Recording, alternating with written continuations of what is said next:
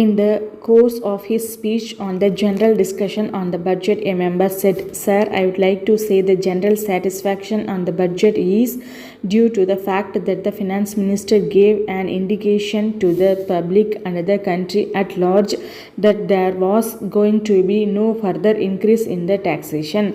I am not surprised that there is no further taxation. The finance minister mentioned last year that the general level of taxation in this country was very much lower than in other countries. In this connection, I would say that the budget proposals have not made any provision for increase in taxes. In other countries, the general level of taxation is said to be higher than ours. At the same time, the per capita national income is very much higher there. I am only trying to point out that the general burden of taxation in India is not low. It is quite high if you take into consideration the fact that India is one of those countries. In my opinion, the finance minister has realized that unless the per capita national income is increased, the level of taxation cannot be increased. I feel that increase in level of taxation must follow the increase in per capita national income and not precede it. With regard to deficit financing, I would like, if I may, to warn the finance minister of one thing. I may point out that deficit financing is a source of inflation. We are restoring to it with the idea that we may be able to get some foreign aid or increased production. To the extent that we get foreign aid or increased production, I agree that there is less chance of inflation, but if unforeseen things happen, I fear there is the danger of inflation. I know the Honorable Finance Minister is fully aware of the situation. I am only warning that deficit financing would have a dangerous impact on the country's economy. In respect of borrowings, I wish to point out that the government has taken a great deal of credit for themselves. On account of the bank rates going up, the value of government securities have gone down. On account of this, we are not able to encourage people to invest in government securities. I would like to bring to the notice of the government that it should have been given due consideration. I know some of the 5-year plan. It has been said that the budget preparation has been made with the background of 5-year plan. The finance minister is keen on increasing the tempo of expenditure on the plan so that it may proceed according to the schedule. I am sure that every honorable member will agree that the plan is the only channel through which the resources of country can be mobilized for the welfare of the nation. In this connection, I wish to state that in an underdeveloped country like ours, the 5-year plan is only the beginning of a long period of planning.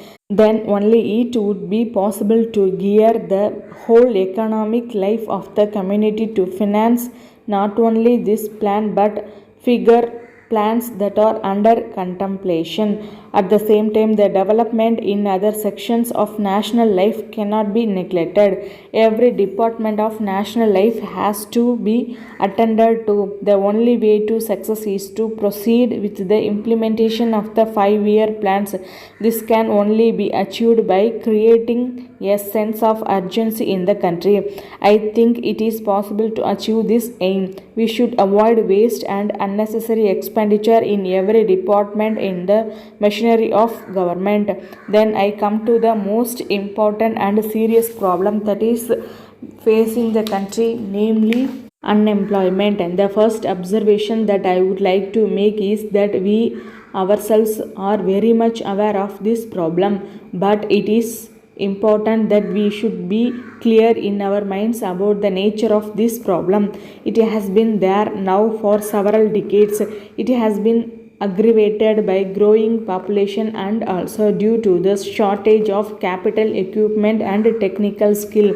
So the problem of securing employment opportunities for all is in a sense identical with the problem of development itself.